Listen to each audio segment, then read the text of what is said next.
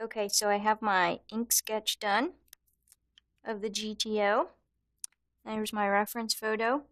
So, even though the car in the photo is actually red, we're gonna make this one purple because we can. Um, so I'm just gonna start, and I actually always keep like a scrap piece of paper behind my stuff, right? So I don't take out like 5 pages by accident. Right, so we're just gonna start real carefully coloring this in.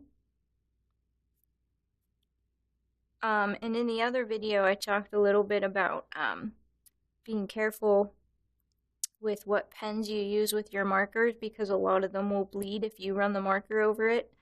And this pen that I had used is one of the ones that will do that, which is okay because I like using that as shading sometimes. But if that's not the look you're going for, you want to sort of be aware that happens. Right, so I'm just going to go piece by piece and sort of color that in. And I'd like the color to be smooth. If it's not 100% smooth, it's alright, because I'm going to end up putting more layers of stuff over it, but we want to get it as close as we can.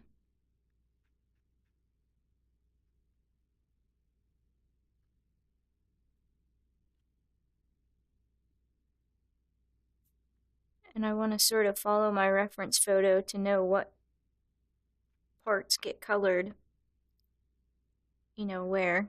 Unless you want, purple and green tires, that's fine.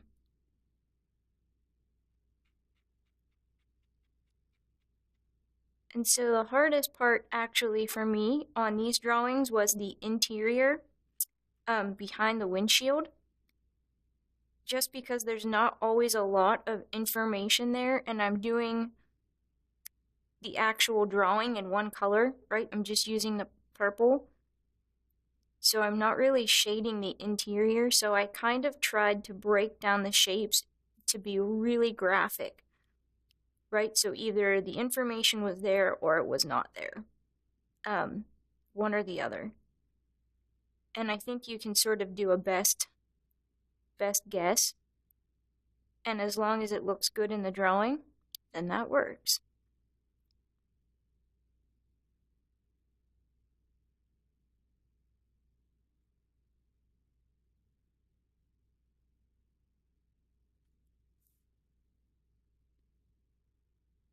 Right, so I'm just going to keep coloring this in. And you can see on the other drawing it has a bunch of highlights. I just used this white pencil to do that, and I did it last, just so it wasn't lost when I was coloring over it. And then for the shading on this one, I just used a gray marker that I sort of kept going over the same area to make it darker. And I know I mentioned this before also, but this is not how you're supposed to use these markers. There is marker paper that is made for these markers because they're kind of expensive, and this just sucks the ink right out of them, but I like using them this way better. So let's see.